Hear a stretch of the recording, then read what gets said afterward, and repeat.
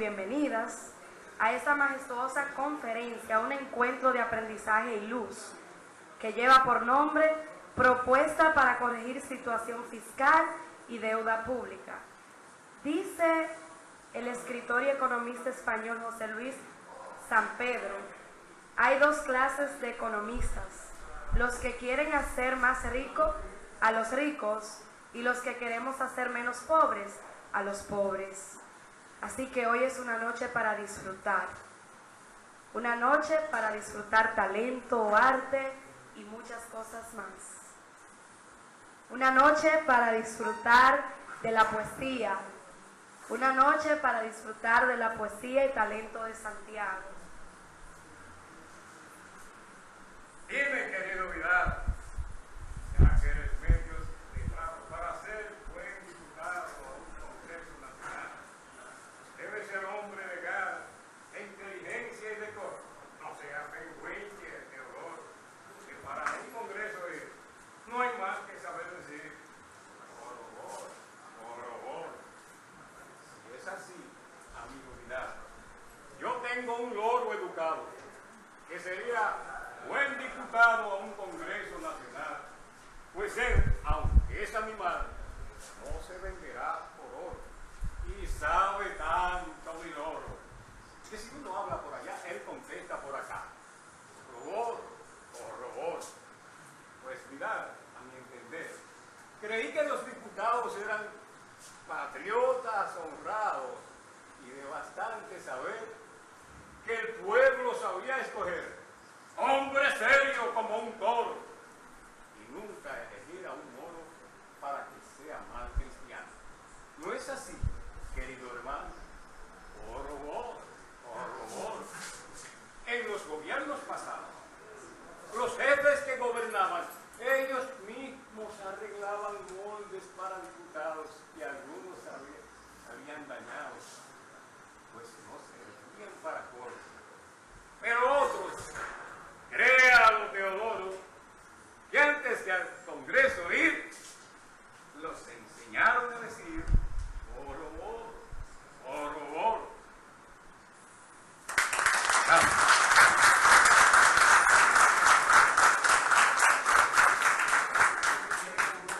Así se comienza una noche cuando pretende ser de transformación. Estuvimos escuchando el arte en persona de Roberto Capelli con su poema Corroboro, Corroboro. Ahora vamos a recibir a los integrantes de la mesa principal con el aplauso de ustedes al final. Luego de que todos tomen asiento, vamos a recibirlos. Recibimos al economista e investigador Miguel Seara Hatton.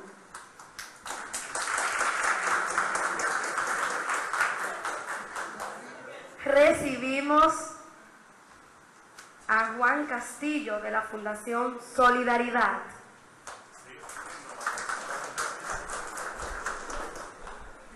Roque Félix, Centro Montalvo.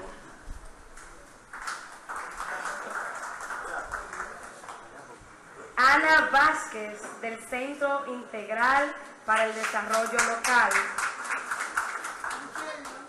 Y el señor Domingo de la Cruz, de la Fundación Inclusión. Ahora sí, un fuerte aplauso.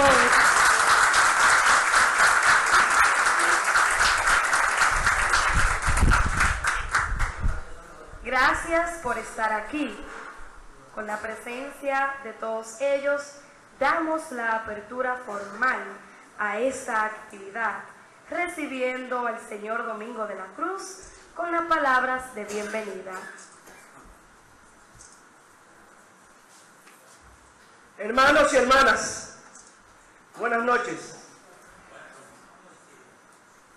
Nos convoca la urgente necesidad de informarnos adecuadamente acerca de la situación del país y medir la magnitud de la gravedad por la que atraviesa la sociedad dominicana, porque parece que estamos de acuerdo de alguna manera que nuestra sociedad está enferma en este momento y se hace urgente entonces atencionarla adecuadamente. Pero esto no es posible si no conocemos los diferentes elementos que constituyen la sociedad dominicana.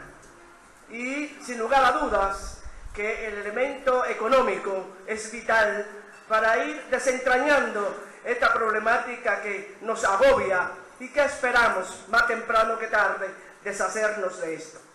Por ello, nos da un gran placer darle a ustedes la bienvenida. ¿Qué bienvenida? Ninguna bienvenida. Es el deber de ustedes estar aquí, informarse a través de Miguel Seara Hudson. Gracias por venir. Un deber ciudadano, palabras de Domingo de la Cruz. Ahora vamos a recibir las palabras de motivación del señor Roque Félix, representando a la Sociedad Centro Montalvo. Buenas noches a todos y a todas. Para el Centro Montalvo es de gran interés que las organizaciones de la sociedad civil en las diferentes provincias y regiones del país tengamos la oportunidad de analizar los problemas nodales que gravitan en la sociedad dominicana. Hoy estamos teniendo la oportunidad de compartir las reflexiones de fondo que hace nuestro querido Miguel Seara sobre la situación fiscal y la encrucijada del endeudamiento público en nuestro país, y sobre todo lo que es una gran riqueza en esta oportunidad de que nos comparte una propuesta para corregir los problemas que nos están afectando en este momento a nivel de la fiscalidad y de las dificultades que tenemos para impulsar un desarrollo inclusivo en nuestro país.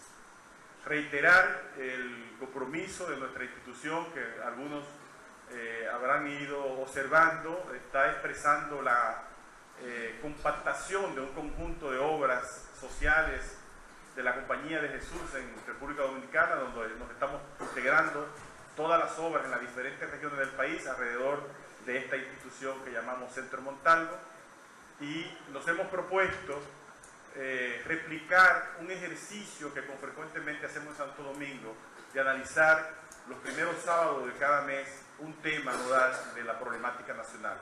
Lo vamos a hacer en este momento en todas las regiones del país. Estamos dando este primer paso con esta actividad en coordinación con organizaciones sociales de las diferentes regiones, de las diferentes comunidades. Como en el caso, agradecemos a la Fundación Solidaridad, a CIDEL, a la Fundación Inclusivo, que nos permitan asociarnos e impulsar acciones en conjunto. Igual lo vamos a hacer con otras organizaciones, tomando en cuenta los temas específicos que vamos a ir abordando.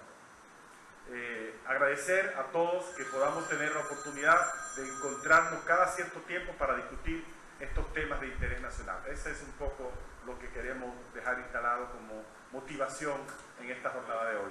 Que tengamos un buen disfrute de este análisis con Miguel. Buenas noches. Escuchamos las palabras de Roque Félix.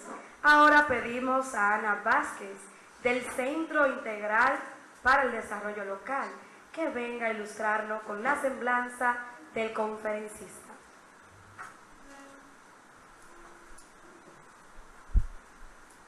Muy buenas noches.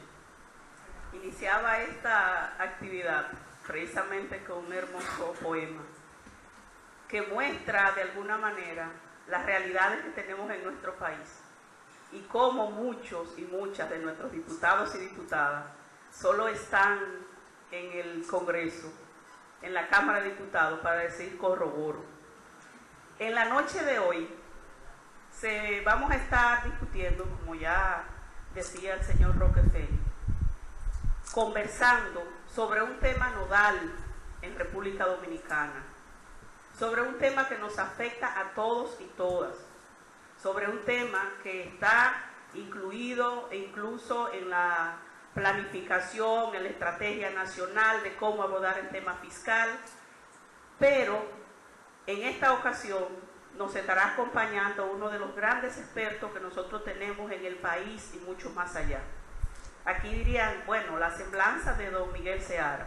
Yo creo que Miguel Seara no necesita mucha presentación porque todos y todas lo conocemos y sabemos su historia de vida y la calidad del profesional que es y dónde ha estado involucrado sobre todo con los temas económicos. De todos modos, decimos que él es especialista en economía, en temas de desarrollo macroeconómico, economía internacional, autor de numerosos estudios, uno de ellos, el que estamos conociendo hoy, ensayos, libros y economía dominicana y caribeña. Fue director y coordinador, donde todos recordamos ese gran trabajo que desarrolló en el PNUD y los estudios de desarrollo humano que se sigue trabajando, pero con la visión y el carácter que se hacían cuando él estaba coordinando esos trabajos. Asesor de política comercial de la Cancillería, director de Comercio y Turismo de la Asociación de Estados del Caribe y fundador y director del Centro de Investigación Económica para el Caribe, CIECA. Por lo que aprovechemos la exposición de don Miguel Seara Hatton, pero sobre todo la discusión que podamos tener después de su ponencia. Muy buenas noches.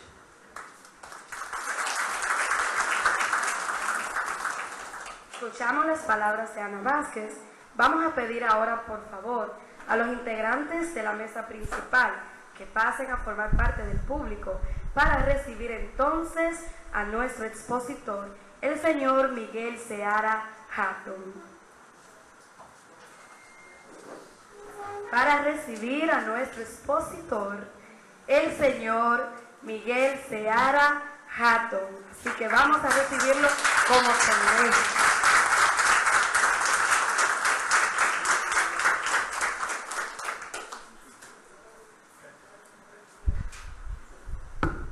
Perfecto. Ok, me van a permitir moverme porque he sido profesor tantos años, necesito moverme, no puedo estar en un sitio fijo. Lo que vamos a presentar hoy es un trabajo que acabo de terminar para el Centro Montalvo y que lo presenté hace algunas semanas en la capital y lo he ido trabajando más, sobre todo después que salió el documento del Fondo Monetario Internacional recientemente. Más pegado, se oye ahí. Okay. Entonces, lo que vamos a ver es las implicaciones de la fiscalidad actual y lo que definimos como una trayectoria de colisión. La tendencia actual, cómo se reflejarían los números, la ineficacia de los parches tributarios, el gran problema de la ilegitimidad del gobierno, la calidad del gasto y fijar una política de gasto público en donde crezca menos que los ingresos tributarios y después una estrategia alternativa, una serie de recomendaciones. El gran problema de este país, uno de los grandes problemas que tenemos es el tema de la deuda. Yo no sé si pueden apagar esto. Bueno, se ve ahí. Ok, las últimas cifras que están disponibles indican que en el 2017 hay una deuda de 37.000 millones de dólares. Eso representa aproximadamente el 51% del Producto Interno Bruto. Esa deuda está constituida, la deuda consolidada, está formada por la deuda del gobierno central y la deuda del Banco Central. La deuda del Banco Central es la deuda que surge básicamente de la venta de los certificados para mantener el tipo de cambio y la estabilidad macroeconómica. Y la deuda del gobierno central es la deuda que está asociada fundamentalmente a los déficits. Entonces tendríamos que de esos 37.255 millones que debemos ahora, el sector público, el gobierno central, debe 29.000 millones y el Banco Central debe 10.000. Es decir, sería el 37% el sector público y 14% el Banco Central. Hay una deuda que es intergubernamental, que es la deuda que tiene el gobierno al interior del propio gobierno. Entonces, cuando se calcula la deuda consolidada, hay que restarle. Y por eso está esta cifra. Si ustedes suman, esto da 104%. Por eso hay que restarle este 4%, que es la deuda intergubernamental. Esa es la metodología que usa el gobierno. Y estas son cifras oficiales. Yo utilicé la misma metodología del gobierno, aunque hay economistas que dicen que no debería eliminarse, o sea, descontarse ese 4%. Por ejemplo, el CRES dice que no. Eso nos daría entonces, nos llevaría la deuda casi a un 55%. Pero como el gobierno dice que este es el método, yo lo voy a utilizar. Y como quiera vamos a ver el nivel de complejidad de la situación. Esta es la deuda anual, mensual, diaria y por hora. En el 2017 se tomó una deuda de 3.153 millones y en el 2016 de 3.460 millones de dólares. Eso significa que hoy día nos estamos endeudando en 103 millones de dólares mensualmente, que equivale a 8 millones, casi 9 millones diarios y 360.000 dólares por hora. Esa es la velocidad del endeudamiento. Es decir, que cuando hayamos terminado esta sesión, si dura 2 horas, entonces tendríamos ya una deuda de casi 720.000 dólares, ¿no? Y mañana cuando ustedes se levanten, después de 10 horas, ¿no? Tendrían entonces una deuda de 3.600.000. Es decir, esa es la velocidad con que está aumentando la deuda. Realmente algo que debe llamarnos la atención. Esa deuda tiene entonces, como decía anteriormente, 2 motores. La déficit público, que refleja la política del gasto público y la política impositiva. Y el segundo motor es la deuda que tiene que ver con el Banco Central. Esa deuda está asociada al fraude bancario, no de 3004, sino de 2003 y de 2004, en donde fue una situación muy complicada y cualquier solución, podemos hablar de eso más adelante, una de las preguntas, era muy complicada y iba a generar un costo muy alto. En segundo lugar, esa deuda está asociada al costo de la estabilidad cambiaria y del tipo de cambio. Es decir, esta estabilidad cambiaria que estamos viviendo hoy y esta situación de baja inflación se está pagando con un aumento permanente, porque el Banco Central lo que hace es retirar dinero de la circulación emitiendo certificados. O sea, le vende unos papeles al público, a cambio de eso coge ese dinero y lo guarda en reserva, pero tiene que pagar intereses. Y los intereses dan lugar al déficit cuasi fiscal. Bueno, y finalmente al incumplimiento del gobierno central. La ley de capitalización del Banco Central establecía que el gobierno es responsable de esa deuda. O sea, después de un año, quien debe pagar esa deuda es el gobierno dominicano. Y si no lo paga, entonces se agrega a la deuda que va generando el Banco Central. Esa es la situación. Aquí nos vamos a referir fundamentalmente a esta deuda, que es el déficit público. Y el origen de esa deuda está, como dije, en la política de gasto y la política de ingresos. Entonces, ¿cuál es la perspectiva? Bueno, la perspectiva que uno vislumbra de mantenerse en la situación actual, o sea, lo que se ha hecho en los últimos 4 o 5 años, se mantiene para los próximos años, es que nos vamos a meter debajo de la patana. Vamos derechito a una colisión. Ahora, ¿qué significa la colisión? ¿De qué estamos hablando? Bueno, llevamos una trayectoria en donde nos vamos a enfrentar a un ajuste de mercado. ¿Qué es un ajuste de mercado? Es una situación en donde los vencimientos, ya no tendríamos dinero para pagar los vencimientos ni de intereses ni de capital. y no nos prestan más, como ha ocurrido en Puerto Rico, como ocurrió en un momento en España, como ocurrió en Grecia, y eso obliga a un severo ajuste de la economía. En el extremo podría significar una caída del gasto público del 30%. Y esa da la idea, cuando eso ocurre, los organismos multilaterales, aquellos que nos vienen a prestar, nos ponen una gran condicionalidad. Una condicionalidad que puede ser: aumenten los impuestos en la proporción necesaria para cubrir el pago de intereses, o bajen los gastos.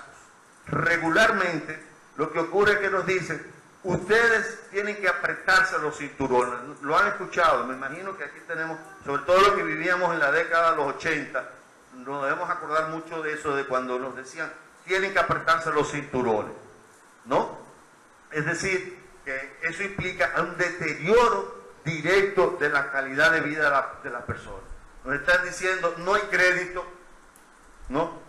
Repito, no hay crédito, solo efectivo, ¿no? Y eso nos va a conducir a una terrible situación de apriete, fuerte situación de apriete, y junto con una gran desigualdad del ingreso.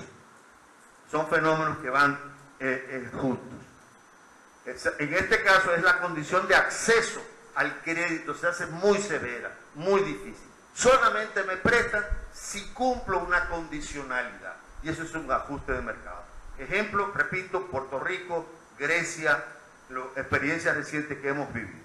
Ahora, hay 4 indicadores importantes para medir el impacto de la deuda. El primer indicador es el saldo de la deuda en el Producto Interno Bruto. Eso es un indicador que se utiliza mucho, no es el mejor, pero es un referente internacional. Están los intereses en % de los ingresos tributarios.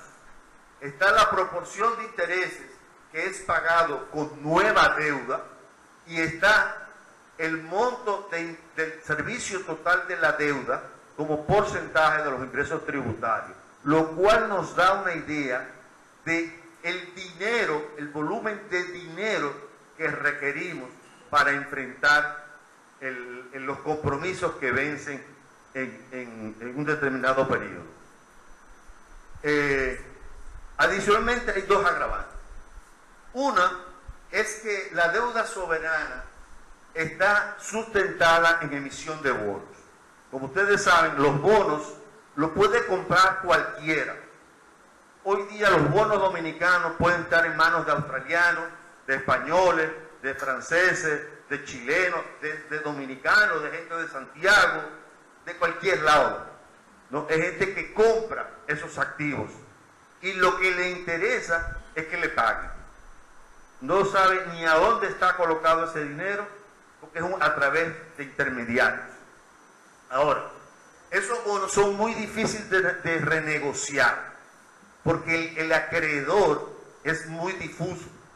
Una deuda puede estar repartida de 100 millones en un grupo de 200, 300, 400, 500 bonistas que pueden estar o no estar dispuestos a negociar esos bonos. Sin embargo, lo más importante de esto es que son bonos soberanos. Y cuando yo digo bonos soberanos, quiere decir que son bonos que están garantizados por el Estado. No están garantizados por una obra, es el Estado per se quien garantiza. Y si no hay un pago, el default es del Estado. El Estado tiene que asumir ese compromiso. Si no lo asume, pues sencillamente se tiene que salir del mundo, ¿no? De todo el sistema mundial. Imagínense ustedes que nosotros nos digan: no pagamos, bueno, te cerramos el crédito, te cerramos el acceso a los mercados, te cortamos el agua y la luz. En otras palabras, apéate de la globalización.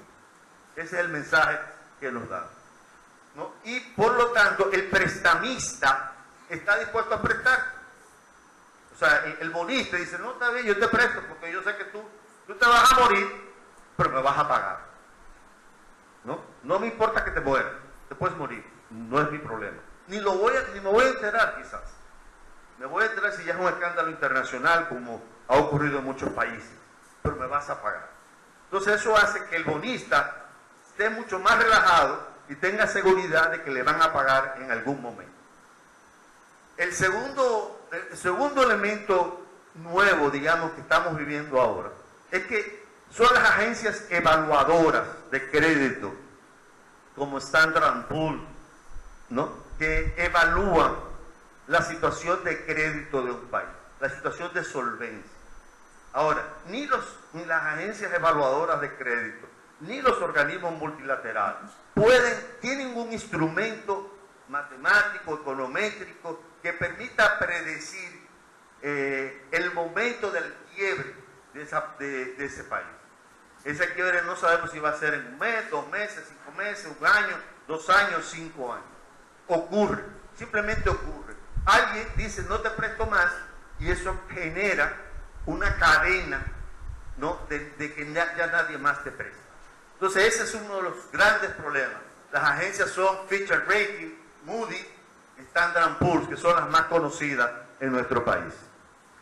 Ahora, ¿qué pasaría en la República Dominicana de seguir las tendencias actuales dados estos números? Para eso podemos hacer 3 supuestos para proyectar el futuro. El primer supuesto es asumir que establecer cuánto crece el producto nominal. El producto nominal es la suma del crecimiento del producto real, que ahora anda alrededor del 4.7, algo así, menos de 5, más la inflación. Entonces, la proyección que hace el gobierno dominicano en el presupuesto plurianual dice que el crecimiento que se prevé entre 2019 y 2024 es 9% anual. Y más o menos lo dividen en un 5% de crecimiento real y un 4% de inflación. Esa es más o menos la proyección, es un dato oficial. Ahora, yo sé y hemos aprendido que la relación que hay entre el PIB nominal y los ingresos tributarios nominales es 1.14. ¿Eso qué quiere decir? Que por cada 1% de crecimiento del Producto Interno Bruto nominal, los ingresos tributarios crecen en 1.14. Es simplemente una regla estadística empírica que se observa al evaluar lo anterior. Vamos a suponer que eso se mantenga para el futuro, por lo menos para los próximos 4 o 5 años. Y en tercer lugar, voy a suponer que, como ha sido lo que he observado estadísticamente hacia atrás, que por cada 1% que crece el ingreso tributario, el gasto público crece en 1%. O sea, que el gasto público crece exactamente a la misma tasa en que crecen los ingresos tributarios. Esos son mis supuestos para hacer una... Hay otros supuestos que son menores, pero esa es la idea central, ¿no? Entonces vamos a... ¿Qué resultado me da? Me da, cuando hago la proyección, me indica lo siguiente, que el déficit del gobierno se mantiene. Fíjense, retengan eso, porque vamos a ver qué dice el fondo. El déficit del gobierno se mantiene. El saldo de la deuda del sector público aumenta. Los intereses como porcentaje de los ingresos tributarios aumentan. Después vamos a ver en cuánto aumenta, ¿no? El servicio total de la deuda en porciento de los ingresos tributarios aumenta. Y el resultado primario, que es el resultado primario, es, digamos, una idea intuitiva, es de donde sale el dinero para pagar los intereses.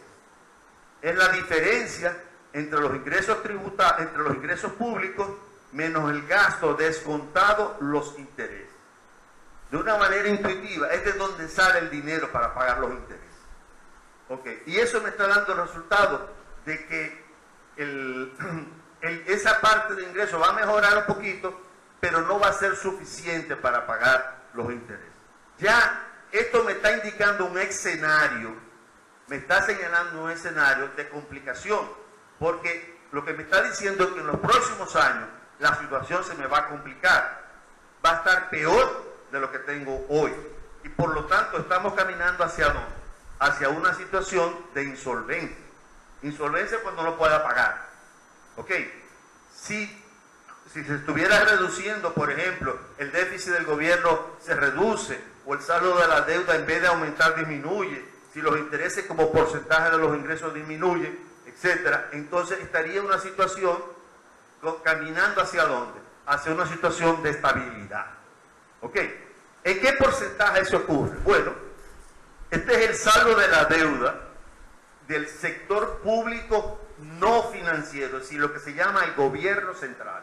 La deuda del gobierno no incluye la deuda del Banco Central, que dije que no la voy a tocar aquí, simplemente me estoy concretando a la deuda del gobierno central. ¿Qué me dice? Bueno, que esa deuda que estaba en 2018 en un 39%, va a subir a un 43%. Eso es lo que me está diciendo eso. Va a ir subiendo en el tiempo.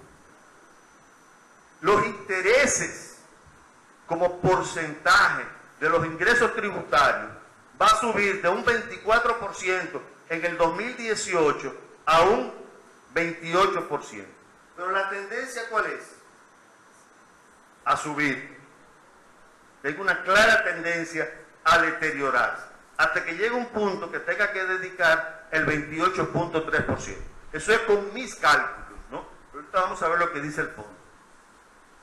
En la amortización de deuda e intereses, de la deuda del gobierno, de la deuda del gobierno dominicano, va a subir de un 46% a casi un 50%.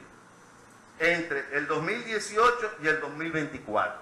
Es decir, hay una tendencia al deterioro.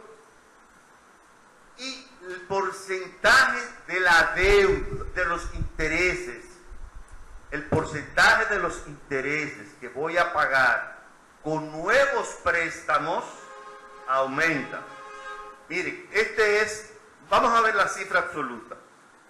Voy a pagar, se proyecta que en el 2018 voy a pagar 135 millones, pero con mi saldo primario, que se espera que sea positivo, ¿no?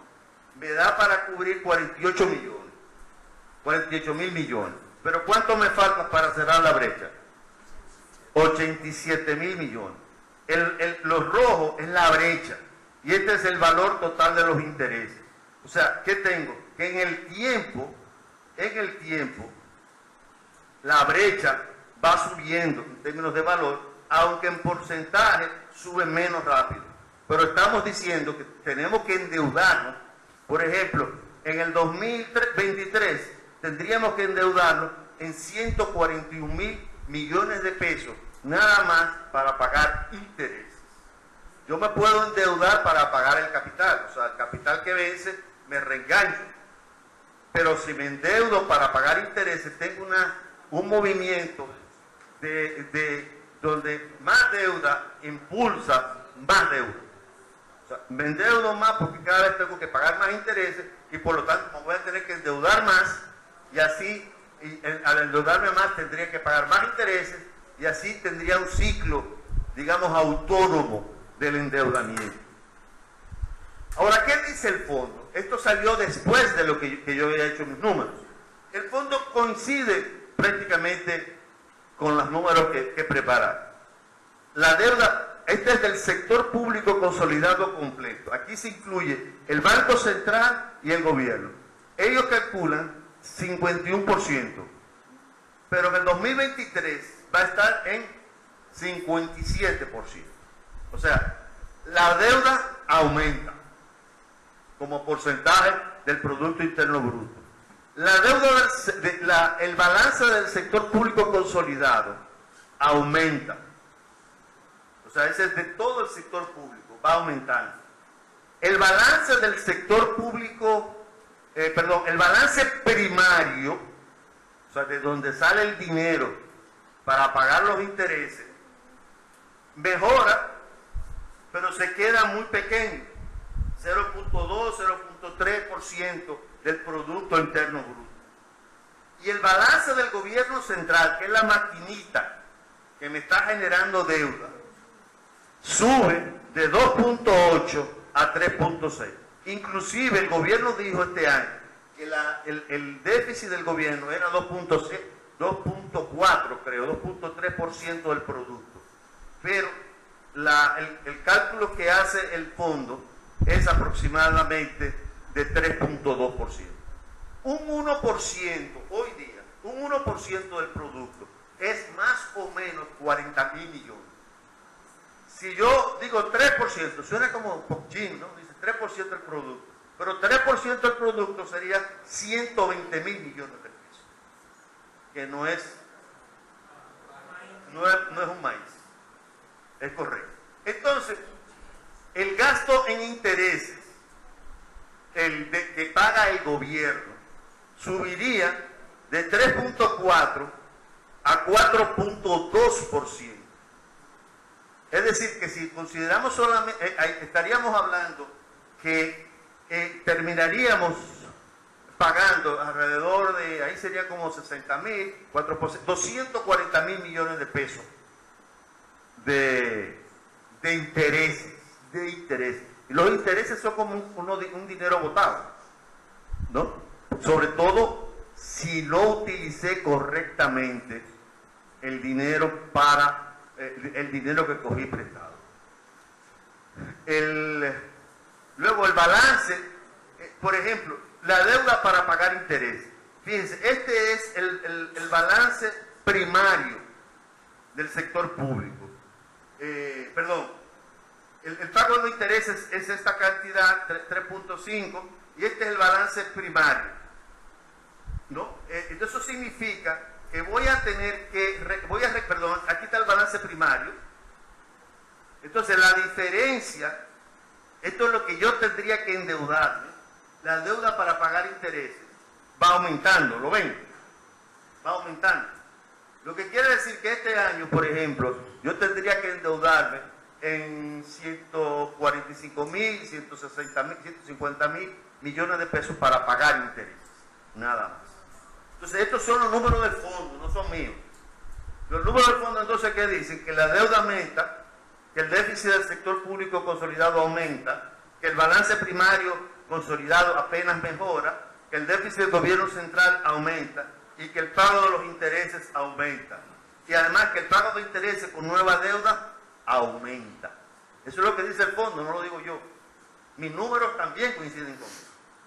Tenemos ligeras diferencias, pero es del mismo orden de magnitud. Eso tiene un motor que es este déficit. Fíjense que tenemos déficit desde 2008, estamos generando déficit. Este que está aquí fue lo de Petrocaribe, que fue un manejo contable. Fue un manejo contable, porque hubo una reducción de la deuda por pagar en efectivo y pagar todo de golpe. Entonces eso hizo que bajara. Pero debió haber sido deficitario igual, es un manejo contable. Lo importante es que ven que todos estos años, 3.3, 3.4 y así sucesivamente, este es el déficit del gobierno, ¿no? Y tendríamos entonces en el 2023, de 2008 al 2023 tendríamos casi 14 años, 15 años, en deterioro de la situación fiscal. Eso hace entonces que esta figura un poco refleja en la magnitud. Si yo le calculo en números y en dólares, estaríamos hablando que cada año, este sería el valor del déficit en dólares, que tendría que endeudarme para cerrar la brecha del gobierno. ¿Ok? Llegaríamos a 3.587 millones de dólares. Solamente el gobierno central. Ahora, frente a esta situación, tengo un problema. Si tengo un déficit, y tengo una situación de deuda, y tengo que pagar intereses, y tengo que bajar los compromisos, se proponen varias estrategias. Una estrategia que la propone el fondo, con la cual no estoy de acuerdo, y está de acuerdo el gobierno también, es los parches tributarios.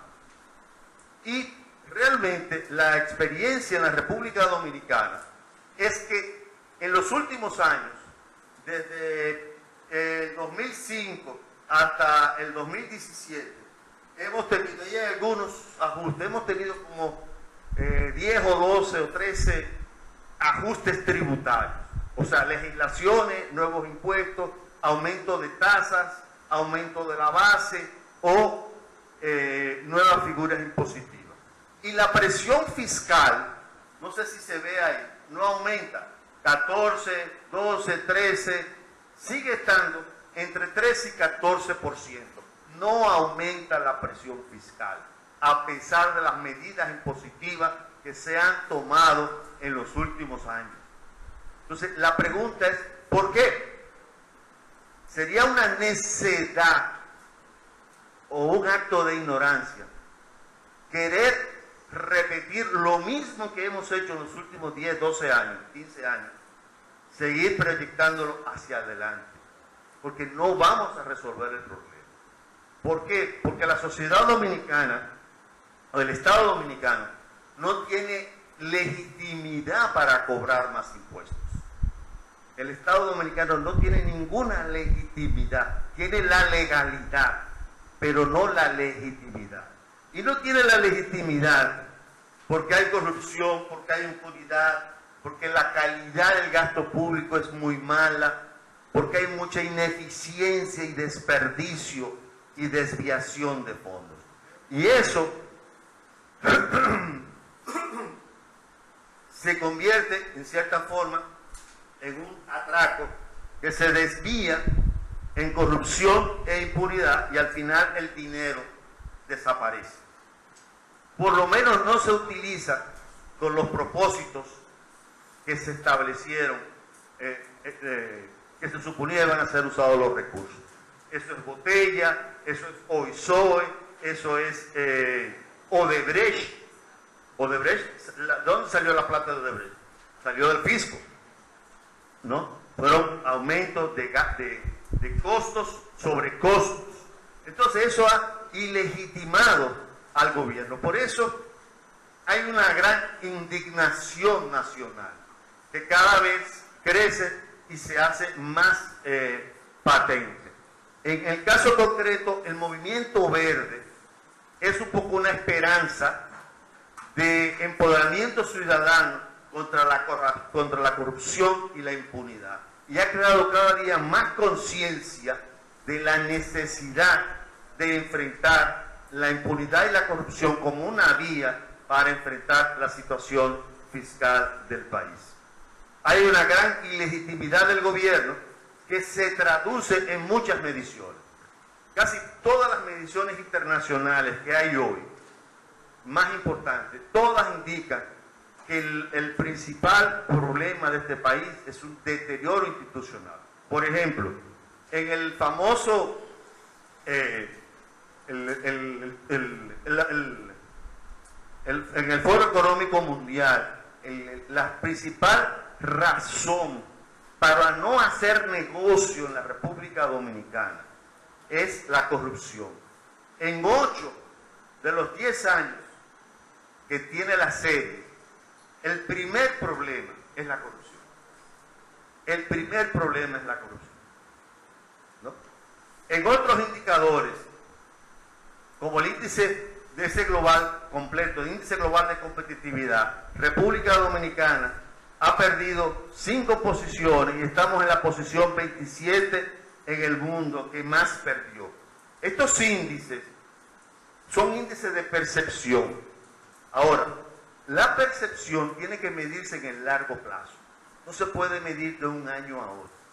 Cuando uno pasa 10 años, 8 años, 9, 10, 12, 15, y el valor de la percepción permanece en el mismo nivel, entonces uno puede concluir que la percepción se asemeja o refleja la realidad, porque tiene 10 años dándote el mismo resultado. Entonces para medir esto, tienes que coger todos los países que presentan todos los años los mismos países para los cuales hay información. Porque si no, no sabrías a qué se debe el cambio de posición, si es porque aumentaron la cantidad de países o porque se deterioró el país. Entonces, por esa razón hablamos de 114 países para los cuales conseguimos información año por año. Hay otro indicador, el principal problema es la institucionalidad. Somos entre las peores posiciones del mundo en favoritismo en las decisiones de los políticos, en el desvío de fondos públicos, en independencia del Poder Judicial. Estamos en una de las peores posiciones en el mundo, en pagos irregulares por soborno. Eso está en el material que se le distribuyó hoy, así que lo iré pasando rápidamente. En la percepción de corrupción entre 2007 y 2016 aumenta. En el barómetro global de la corrupción es el segundo país de mayor proporción de la población que paga soborno en América Latina, después de México. En el índice de control de corrupción hay un deterioro. La calificación promedio del país es 31 de 100. Si se pasa con 60, con 70, con 31, ¿cómo estamos? Achicharrados, fritos. Además, eso ha sido sistemáticamente en un largo periodo, del 2002 al 2016, o sea, casi 14 años, ¿no? El Latinobarómetro también dice elevada presencia de la corrupción y clientelismo en la sociedad dominicana. Somos los países donde mayor clientelismo se registra en América Latina. La corrupción es el segundo problema del país en el 2017, y en el índice de desarrollo humano somos el séptimo país en el mundo que menos ha aprovechado la oportunidad de crecimiento económico para mejorar la educación y la salud, ¿no? Entonces, todos estos indicadores, ¿qué están indicando?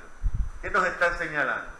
Que tenemos un problema muy serio de calidad de gasto, ¿no? O sea que el dinero está entrando, pero lo estamos gastando muy mal. Se va en desviación de fondos, se va en corrupción, se va en cosas, en delicadezas. A eso más hay que agregar la Sunlan, OISOE, el parqueo de la UAS, el Darío Contreras, los otros hospitales, el Metro de Santo Domingo, Odebrecht, ¿no? En sus 4 vertientes, el de las comisiones, la sobrefacturación, el financiamiento de la campaña y trasladar la oficina a la República Dominicana. Ahora, para colmo, nos está demandando. La empresa más corrupta de América nos está demandando. Es como, alguien me decía hoy, es como si Pablo Escobar demandara a la DEA. O si nosotros hacemos negocio con Pablo Escobar y Pablo Escobar nos demandara a nosotros. O sea, realmente es una situación lamentable. El CEA, los 40 millones que se perdieron en la compra del equipo de la Junta Central Electoral, etc. Todo esto nos lleva entonces a tratar el problema de la calidad del gasto. Hay muchas mediciones sobre la calidad, hay varias mediciones, no muchas, hay varias mediciones sobre la calidad del gasto en la República Dominicana.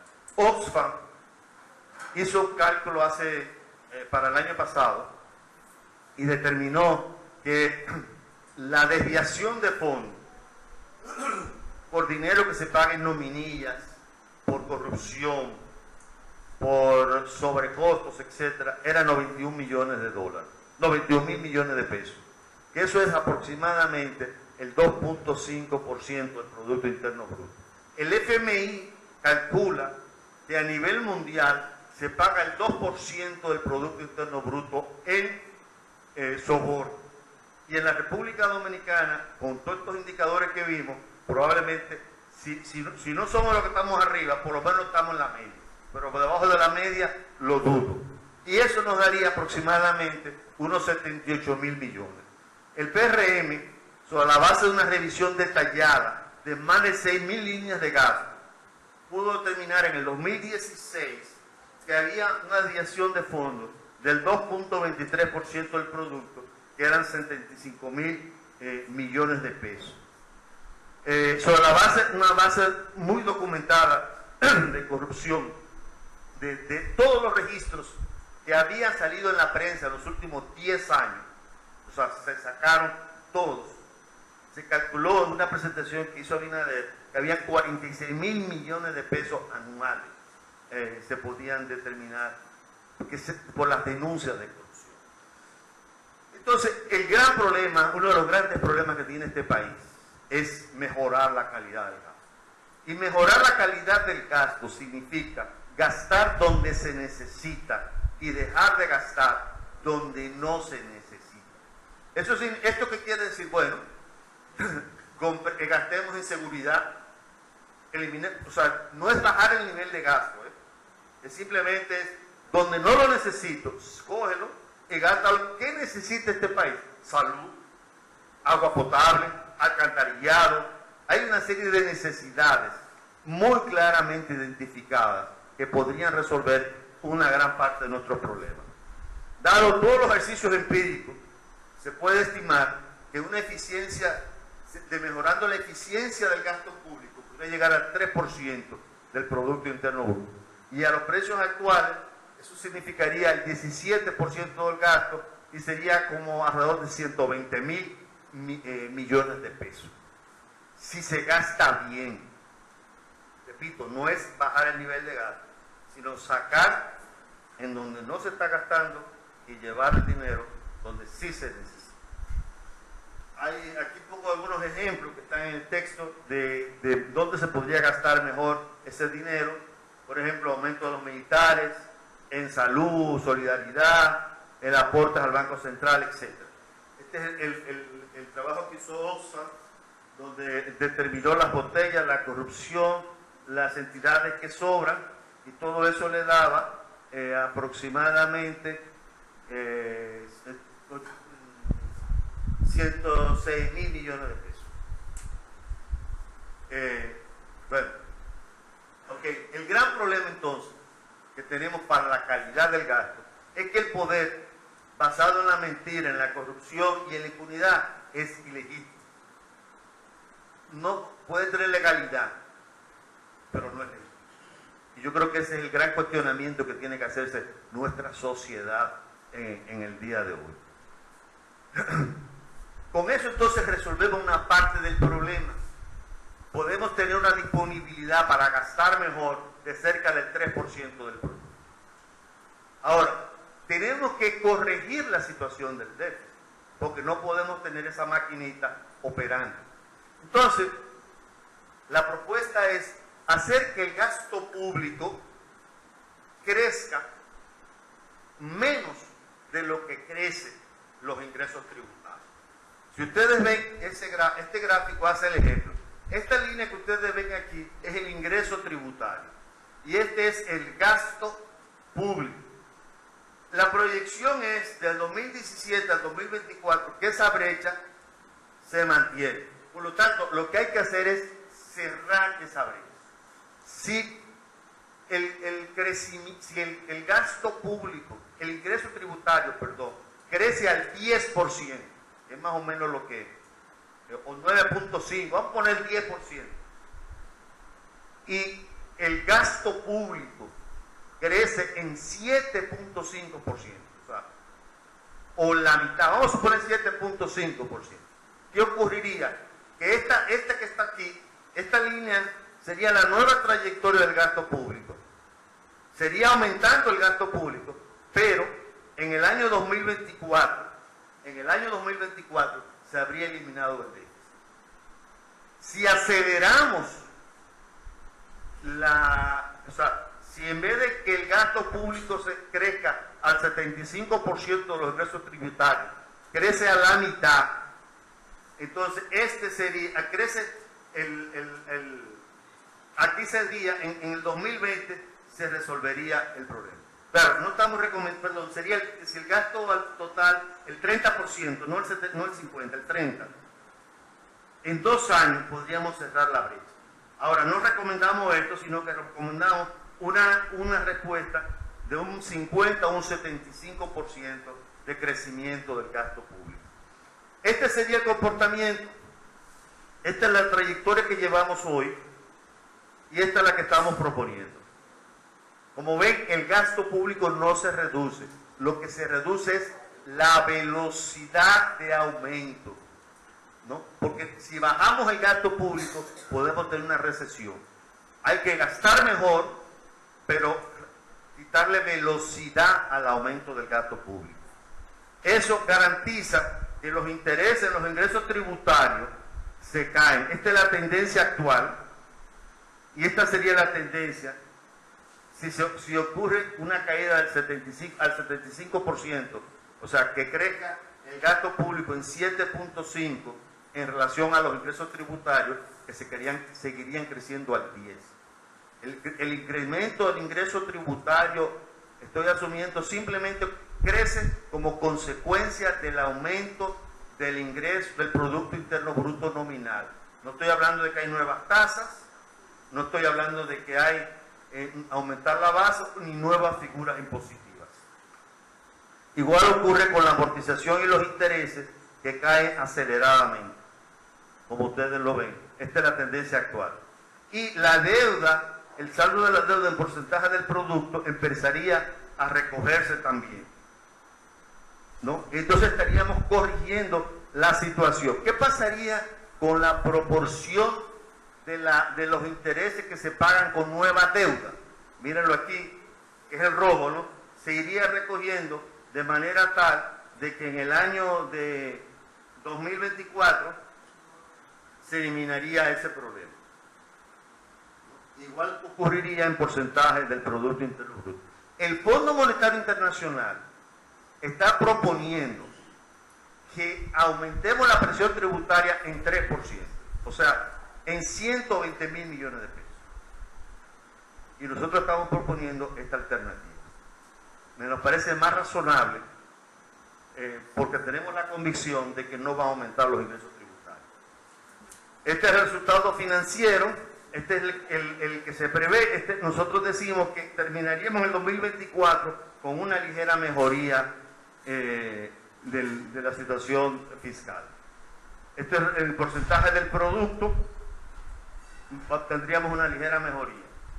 Entonces, ese es el escenario que estamos proponiendo. Estamos conscientes, ya casi estoy terminando, estamos conscientes de que el desarrollo necesita financiamiento, ¿no? Esa es una realidad, ¿no? Y para ello es inevitable una nueva fiscalidad.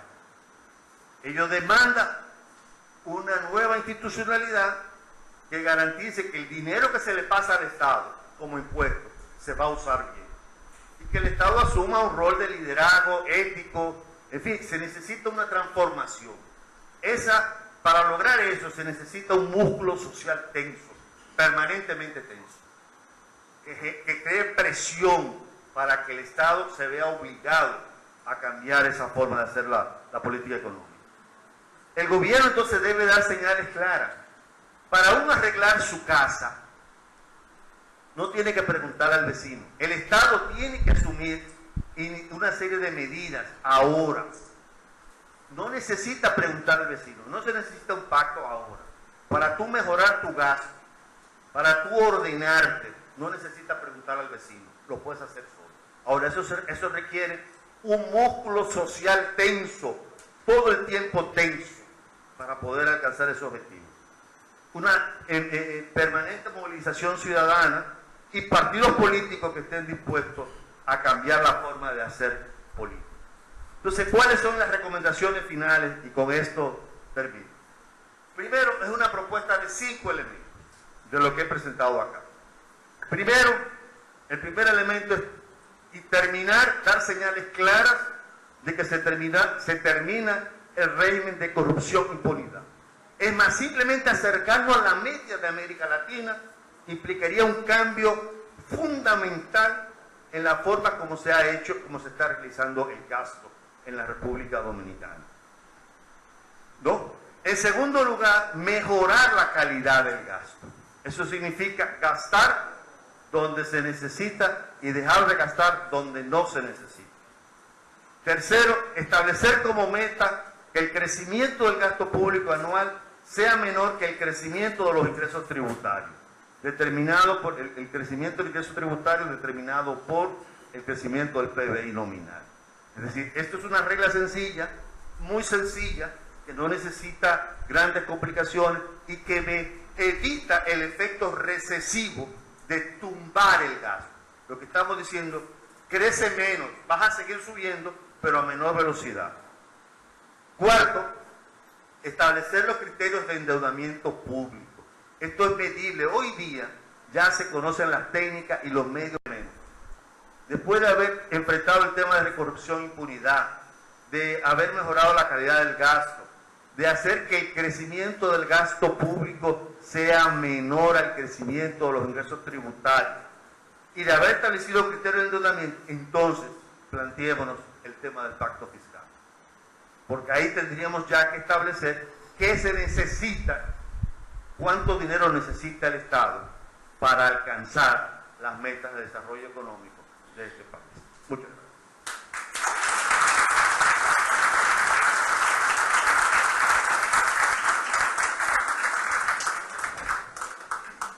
Estuvimos escuchando las muy claras y específicas palabras de nuestro expositor Miguel Seara Hatton. Ahora nosotros vamos a llamar al señor Domingo de la Cruz para que lidere el siguiente proceso. Vamos a reflexionar, vamos a preguntar y vamos a ver qué cosas podemos sacar. Bien, jóvenes, hermanos y hermanas, después de esta intervención magistral de Miguel, pasamos a segmentos ahora de preguntas, respuestas y reflexiones. Solicitamos a los fines de que puedan participar la mayor cantidad de personas, que las reflexiones, que son puntos de vista, no pasen de 2 minutos. Suele tal que no se convierta en una conferencia paralela, ¿verdad? Y las preguntas, en el caso de que sean preguntas, que sean precisas. Sugerimos como procedimiento que tengamos una ronda de 5 preguntas. Miguel anota esa pregunta, la respuesta, y después pasamos a una segunda ronda y así sucesivamente. ¿Hay alguna objeción a ese procedimiento? No, gracias. De inmediato comenzamos con las preguntas. Sí, Luis Emilio por aquí. ¿Quién es más? Bien. Aunque las mías son 2 o 3, pero están vinculadas una con otra. Hay 3 que fueron formuladas antes de la presentación, porque ya te he visto en los medios de comunicación.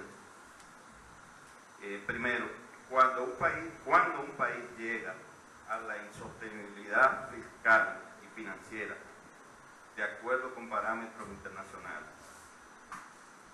Segundo, ¿cree usted que un gobierno clientelar como el actual puede interesarse en la calidad del gasto y en el adelgazamiento del Estado? 3.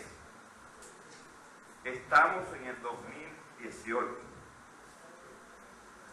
a algo más de 2 años de las elecciones presidenciales y congresuales, y con aprestos reeleccionistas. ¿Ve usted alguna posibilidad de que se promueva el pacto fiscal contemplado en la Ley de Estrategia Nacional de Desarrollo, que implique racionalizar gastos y frenar el creciente endeudamiento externo? Y por último, con el modelo neoliberal que lleva ya bastantes periodos presidenciales que tenemos y con visos de eternidad, ¿cree usted que se puede revertir la situación que usted describe y en base al modelo que usted describe, sin que implique un cambio de gobierno, un cambio fundamental de gobierno? Bueno, Luis Emilio. Ya hay 5 preguntas. No, son 5 intervenciones. 5 y 5 son 10, tú vas a ver.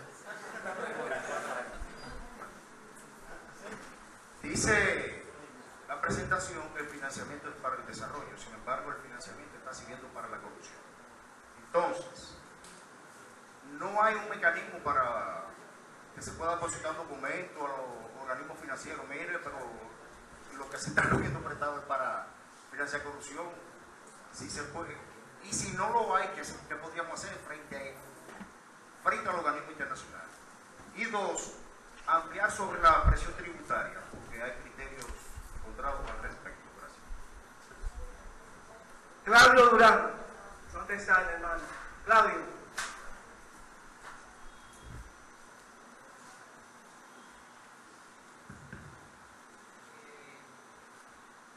Su propuesta es mejorar el gasto público, entre otras cosas, pero parece lo básico.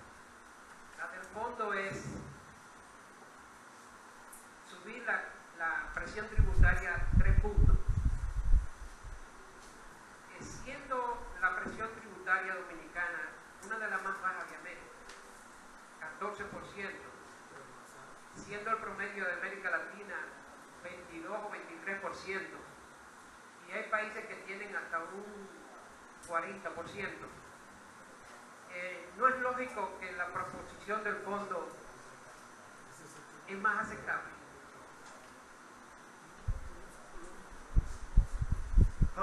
Nora. Sí, realmente podríamos decir lo siguiente. Hay una palabra importante, Miguel, que tú señalabas, y es la inefectividad del gobierno. Y eso se debe a un gobierno que lo que ha practicado es una cleptocracia. O sea, no tenemos un gobierno que garantice en nada y represente con seriedad esta nación. Entendemos esa parte. Desde que tengo uso de razón, estamos hablando de un mayor desarrollo para la República Dominicana. Tú apoyaste lo que fue tu conferencia en las dos partes. O sea, disminuir gastos y manejar más o menos los ingresos tributarios. Pero definitivamente creemos que hay otras variables que son imprescindibles para que estas estructuras de este país puedan mejorar de manera homogénea. Me refiero, la pobreza ha crecido y el modelo neoliberal se ha acentuado. El modelo neoliberal se acentúa en toda América Latina cada vez más y todavía en el mundo. Es un modelo muy excluyente. Han crecido los ricos como han crecido los pobres. Los ricos cada día son menos, los pobres cada día son más. ¿Cómo transformamos esa situación? ¿Puede un gobierno futuro neoliberal hacer ese cambio? Raymond, ¿dónde está? Sí, mi pregunta. Si el Fondo Monetario, si Dominicana carece de solvencia, en términos prácticos, si se cierran las puertas con el Fondo Monetario Internacional, ¿a dónde podría repercutir o acudir República Dominicana como necesitaria de préstamos? Mario. Ya tuvimos una legislación para descontar el déficit del Banco Central. Sin embargo, esa legislación no se aplicó. Tenemos algunas razones para pensar que esta podría implementarse una legislación que se respete y se cumpla, porque últimamente aprobamos legislaciones que no tienen consecuencias. No hay responsable, no se cumplen y simplemente el déficit de los 55.000 millones de pesos hoy es de más de 500.000 millones de pesos y subiendo. Bien, esta es la primera vuelta. Ya hay personas inscritas para la segunda vuelta. Ok. Mira, cuando un país llega a la insostenibilidad financiera, es cuando se producen esta combinación de hechos, o sea, que la deuda siga aumentando, que los intereses como proporción del producto o de los ingresos tributarios sigan aumentando, que el porcentaje de deuda que es financiada con nuevos préstamos siga aumentando, que cada vez tengo que acudir por más dinero al mercado de capitales. Entonces, esa es una situación ya potencialmente explosiva y que en algún momento se va a presentar. Hay recomendaciones internacionales, pero, por ejemplo, Se habla de que son 35, 40% del producto, que ya llega a ser algo preocupante. Japón tiene una deuda como del 225% del producto, pero Japón paga menos del 1% de tasas de interés. Nosotros tenemos 50%, 51% del PIB de deuda con relación al Producto Interno Bruto, pero estamos pagando una tasa promedio que oscila entre 8 y 9%. ¿No? Entonces eso hace que para nosotros el problema sea mucho más acuciante que ellos, que tienen, los japoneses, un 225% de deuda, porque ellos casi prácticamente no pagan interés.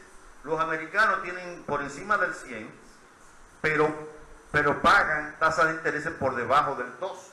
Aún los puertorriqueños están en 2 y pico, una cifra bastante cercana al 2. Los griegos, que llegaron a deber 117 o 120% del producto, también pagan unos intereses del orden del 2%. Entonces, eso es un tema fundamental que tenemos que tener claro, que nosotros pagamos mucho por nuestra deuda. Entonces, eso cada vez se nos hace más difícil, porque si yo tengo que dedicar el 30% de mis ingresos tributarios, ahora estoy dedicando el 24% a pagar intereses, y tengan que dedicar mañana el 30%. Imagínense ustedes que ustedes del ingreso que reciban tengan que dedicar el 30% a pagar intereses. ¿Están quebrados? Bueno, el gobierno clientelar puede interesarse. Mira, la realidad que tenemos es lo siguiente: o te ajustas a la buena o te ajustas a la mala. Esa es la realidad. El gobierno no le queda, o él se inicia un proceso de ajuste, o vamos a un ajuste de mercado. Y la economía funciona con ciertas reglas. Y no va a ser muy difícil que nos escapemos. Si seguimos las mismas prácticas que tenemos hoy, va a ser muy difícil que nos escapemos a un ajuste de mercado. Y el ajuste de mercado sería una situación muy desagradable.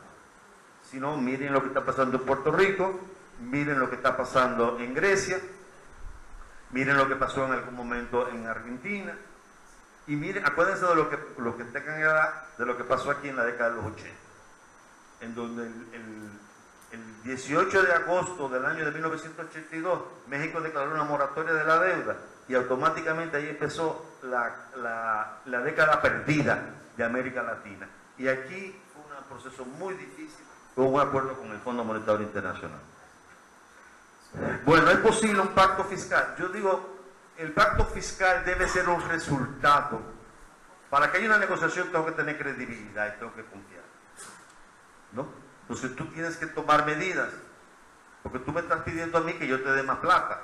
Sí, pero ¿qué garantía tengo yo de darte más plata si tú no arreglas tu casa? Ahora, tú no me necesitas a mí para arreglar tu casa, así como no hay que pedirle permiso al vecino para arreglar la casa de uno y mejorar la eficiencia, tampoco el Estado tiene que venir a pedir a la sociedad permiso o autorización para arreglar el caos. ¿Se puede revertir el modelo neoliberal sin que implique un cambio de gobierno? Mire, yo creo que lo importante es que se cree un músculo social. Ese músculo social es el empoderamiento ciudadano. Y aquí tenemos una gran experiencia que es con el movimiento verde. En la medida que eso tiene que mantenerse, no se puede, el músculo tiene que estar permanentemente tenso, porque los adversarios tienen el músculo tenso. Y si tú dejas espacio, el espacio lo ocupa el otro. Entonces la sociedad tiene que movilizarse día a día para demandar cambios y revertir la situación.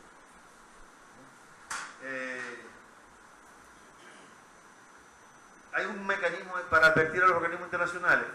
Bueno, en realidad yo creo que de un modo u otro, mientras las agencias de evaluadoras de los créditos esté dando una buena calificación, va a ser muy difícil.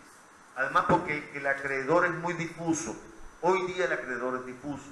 Antes había un acreedor que era un banco reconocido, había el Club de París, que ni era un club, ni era en París, pero era la reunión de los bancos, de los gobiernos.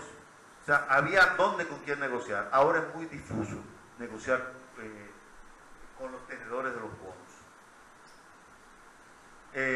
Ampliar la presión tributaria. Mire, yo no creo que la presión tributaria va a dar más resultados.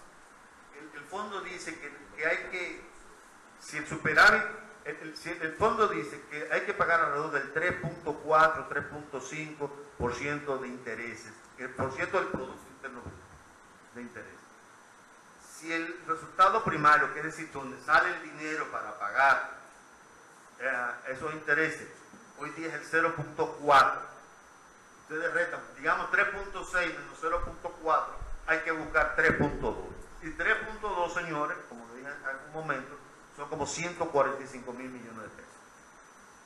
Yo dudo de verdad que se pueda sacar 145 mil, 145 mil millones de pesos adicional de impuestos. La proporción de ajuste fiscal es más aceptable. Yo creo que, como decía anteriormente, es muy difícil.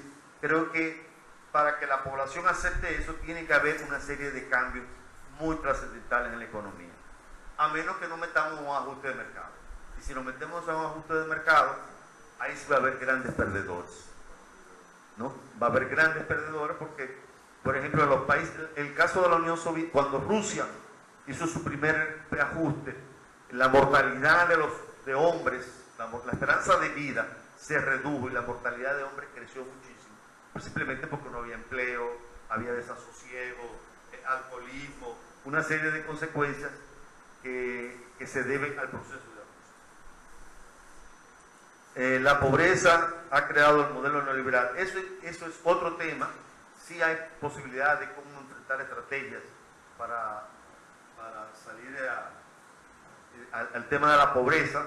Yo creo que efectivamente aquí hay un problema de un modelo económico que no genera empleo y sectores económicos que crecen que no son generadores de empleo, y los sectores en donde crece el empleo son intensivos en informalidad. Entonces eso hace que los ingresos promedios sean muy bajos. El FMI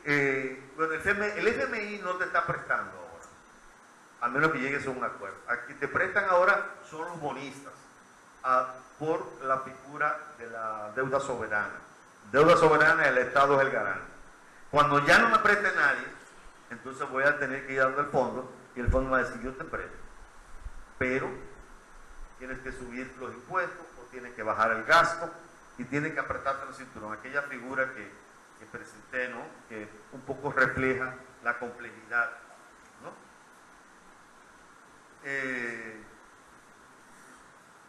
Y finalmente la legislación, bueno, yo creo que el tema de la legislación que se respete y se cumpla depende del músculo tenso de la sociedad. Si la sociedad no se moviliza, olvídese. Y simplemente situándonos en la media latinoamericana, estaríamos mejorando muchísimo los indicadores sociales, los indicadores financieros de este país.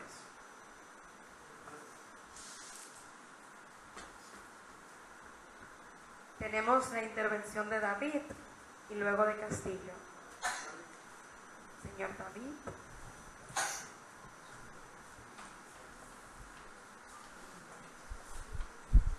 Señora Anton, sabemos más o menos la cantidad del porciento de la deuda pública de este país que pertenece a los fondos buitres. Si tenemos un monto total de esa cantidad, y cómo compara con la deuda de Puerto Rico, que está rondando como por 90.000 millones, o comparándolo con el de Argentina también. Porcentaje y la cantidad que se debe a los fondos buitres. Gracias. El señor Castillo, levante la mano.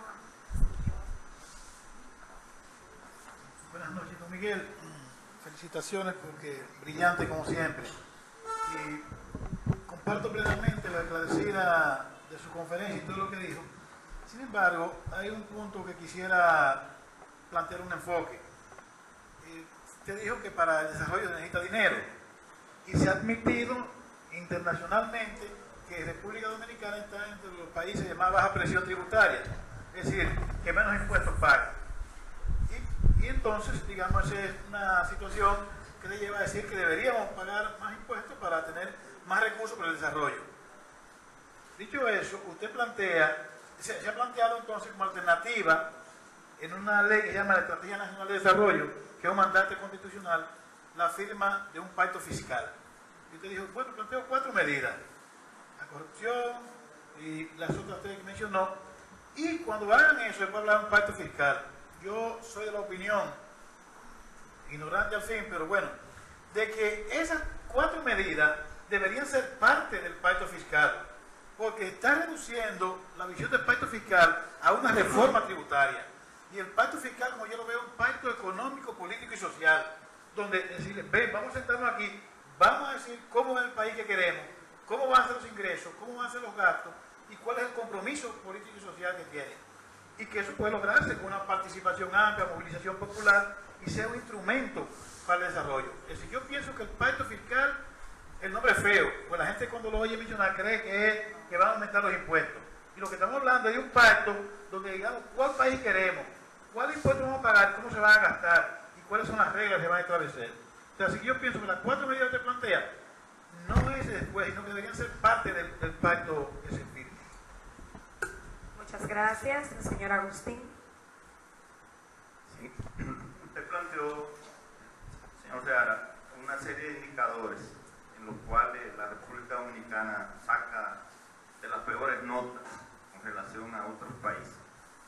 ¿Por qué las calificadoras de riesgo entonces nos dan posiciones positivas como país? Señor Gustavo. Buenas noches. La pregunta mía va en el sentido si con la actual partidocracia que tiene el país, en los últimos 18 años han manejado la economía de una manera similar. A partir del año 2000 hacia acá fue que la deuda externa se vino incrementando, y muchos de los partidos que hoy critican el endeudamiento externo también practicaron la misma política. Y además, otra interrogante que tengo es si aplicamos una reforma en el gasto público que tienda a cerrar una serie de instituciones que tienen doble función y que además sabemos que son practican lo que le llaman el nepotismo, no, el sobreempleo de personal que no se necesita. Eso, algunos economistas dicen que provocaría problemas sociales porque nuestra economía no genera lo suficiente empleo. Para cerrar la ronda de preguntas, vamos a darle turno nuevamente al señor Claudio Durán.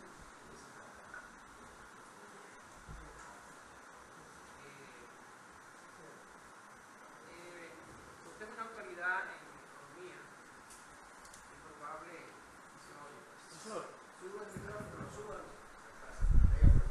Es una autoridad en economía, y probable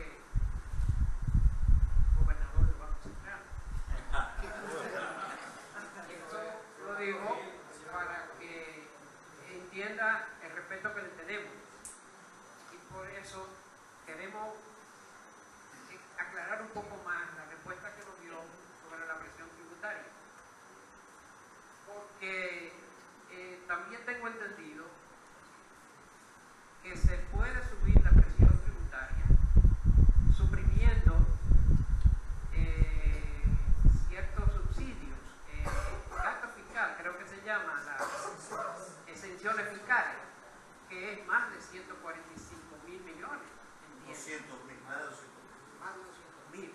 Entonces, solamente con eso, aunque es imposible suprimirlo todo, pero con una parte de ello se solucionaría eso.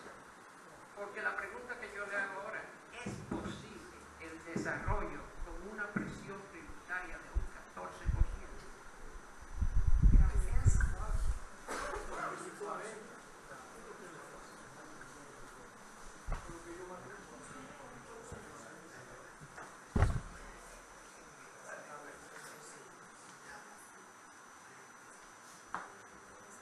Bueno,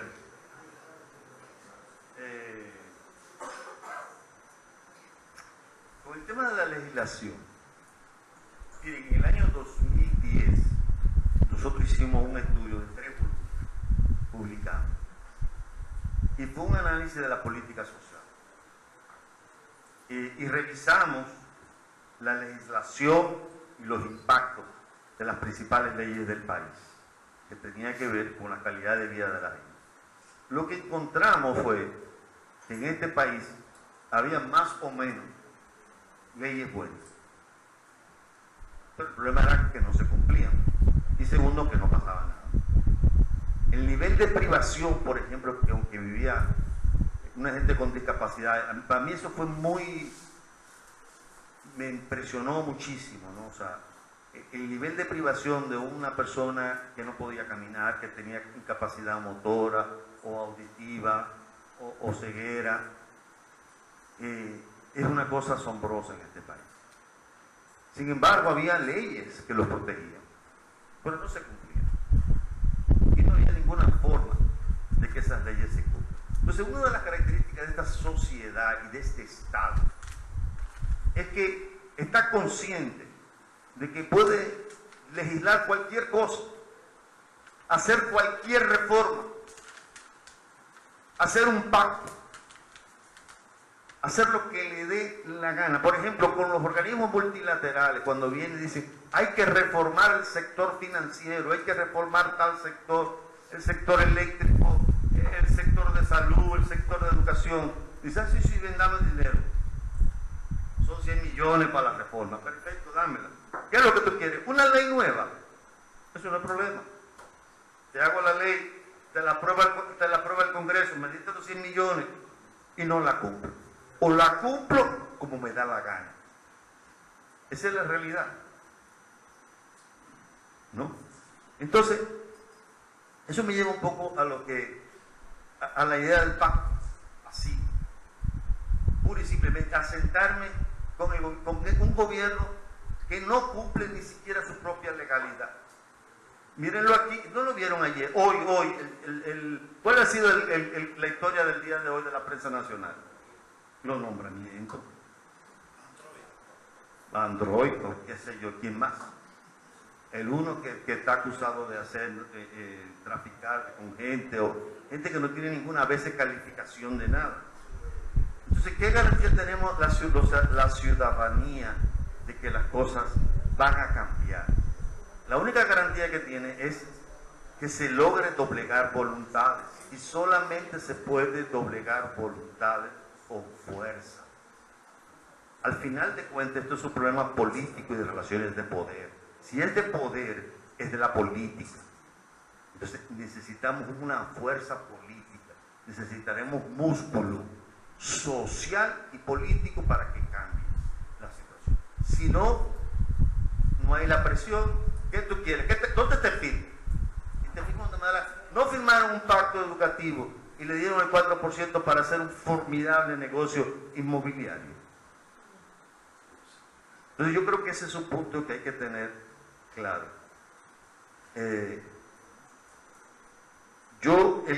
Pero al final de cuentas la decisión de gasto es una decisión del gobierno. El gobierno decide cómo gasta, el Estado decide cómo gasta, ¿no? Entonces, yo no te estoy pidiendo, inclusive tú puedes tener tus prioridades, pero gasta bien, ¿no? Tú te aceptas que un Estado, un gobierno tiene derecho a tener sus prioridades. ¿Cuáles son las prioridades que hay que? Perfecto, pero gasta bien. Rinde cuenta de cada centavo. Si nosotros hicimos ese análisis de las 6.000 cuentas, una por una, y no pudimos trabajar ni el Ministerio de Salud ni el Ministerio de Educación. El de Salud porque era un pollo tan grande que era imposible entrar. Y el de Salud, perdón. Y el de Educación porque estaba recién aplicándose el 4% y bueno, lo dejamos. Pero ahora hay que pasar revista por eso, para eso. ¿No? Entonces tú puedes gastar mejor, tú puedes decidir si tú vas a meter 40 conserjes, y no es reducir el nivel de gasto, como decía el compañero, no. Tú vas a gastar, lo que yo quiero que tú me gastes bien. Si tú vas a tener 15 conserjes, ¿no? Mejor contrata 15 trabajadores que limpien los canales de la línea noroeste, por decir algo. Porque ahí yo voy a tener mejor agricultura, voy a tener mayor protección en los canales para que no se me desborden y tengan otros impactos. Entonces, el asunto es gastar mejor, gastar mejor. Eso es lo que estamos diciendo, gasta mejor. Y es una decisión del Estado, que si no tengo fuerza social, no lo va a hacer. Y no me puedo sentar en una mesa con un gobierno que no tengo la garantía que va a cumplir, porque es capaz de quemar cualquier cosa, ¿no? ¿Por qué califican al país y le dan crédito? Bueno, sencillamente por lo que mencioné. El país crece, pero está creciendo sobre la base de deuda, y en segundo lugar, son deuda soberana, que se va a pagar, ¿no?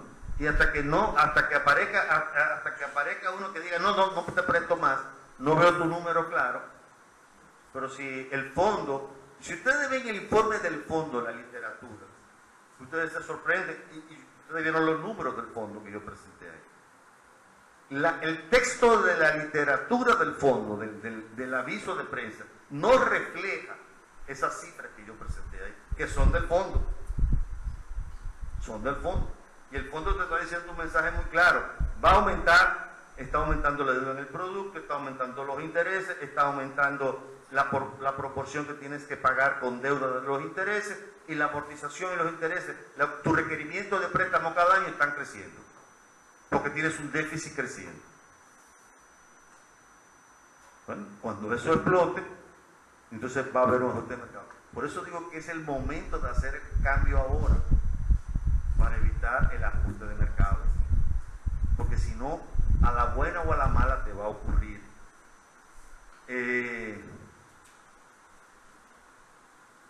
Bueno, la partidocracia, obviamente lo que decía, no era cerrarla, es sí cerrar, vamos a cerrar lo que no funciona, lo que sea redundante, pero vamos a abrir, vamos a resolver el problema de los hospitales. ¿Qué pasa aquí con el hospital de aquí? O sea, el María Cabral Iván y el Arturo Murillo, ¿qué pasó? Entonces vamos a resolver ese problema. Entonces, en vez de gastar en 17 o 15 instituciones que hay de transporte, vamos a resolver el problema del Darío Contreras, de María de Cabral Iván. ¿Me entiendes? Vamos a gastar mejor. No es bajar el nivel de gasto, ojo, sino gastar mejor. Bueno, a las exenciones fiscales. Miren, sí hay que revisar las exenciones fiscales. Nada en economía es eterno. Todo hay que revisarlo y compararlo con los resultados. Hay que ver si generan empleo, si generan divisas, si están distribuidas en el territorio. Ahora, yo he oído muchos argumentos, pero voy a hacer la siguiente observación. Primero, no hay ninguna garantía de que tú, cuando elimines la exención, vayas a recuperar ese dinero. ¿Por qué? Porque puede desaparecer esa actividad. Eso es lo primero. Segundo, el 50% de esos 200.000 millones es ITEVIS, que es educación, salud, alimento básico y transporte. Ahora, dígame usted, si usted le va a poner el carro de concho, suponga que no sea el 18, que lo bajen al 10. Es más, al 5. Usted va a pagar un 5% de impuestos por la educación de su hija, adicional a lo que está pagando, o por la salud pública, o por la salud, no pública, la salud. Un 5 o un 10. Es difícil. Usted va a pagar por el plátano, por el arroz, por la habichuela que usted compra en el mercado, en el supermercado, donde sea. Entonces, ese es un problema serio que hay que replantear, ese 50%. En la otra parte, tú tienes contratos,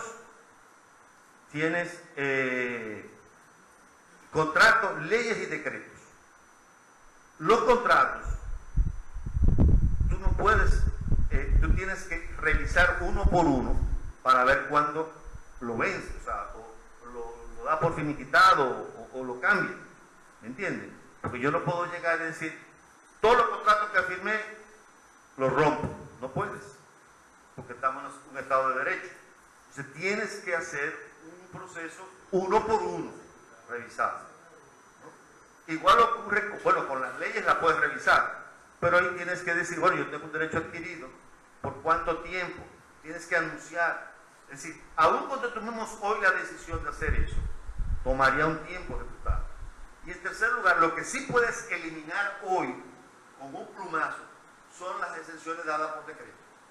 Eso sí lo puedes eliminar ya.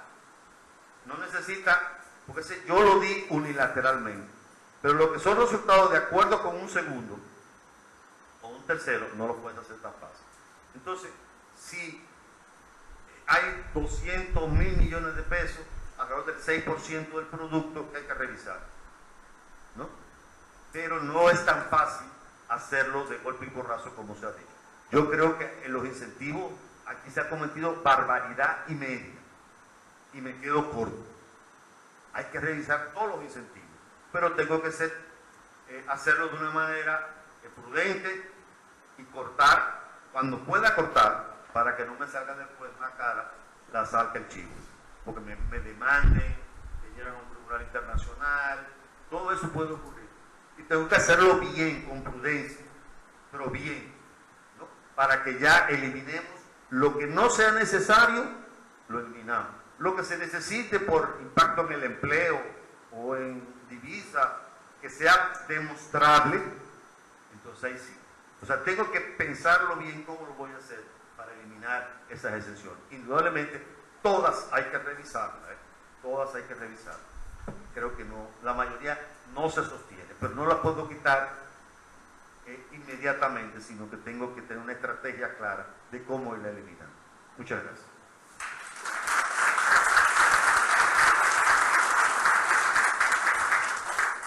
Luego de este proceso tan hermoso, informativo y motivador, vamos a recibir al señor Juan Castillo de la Fundación Solidaridad para dar las palabras de clausura y agradecimiento. Muchas gracias.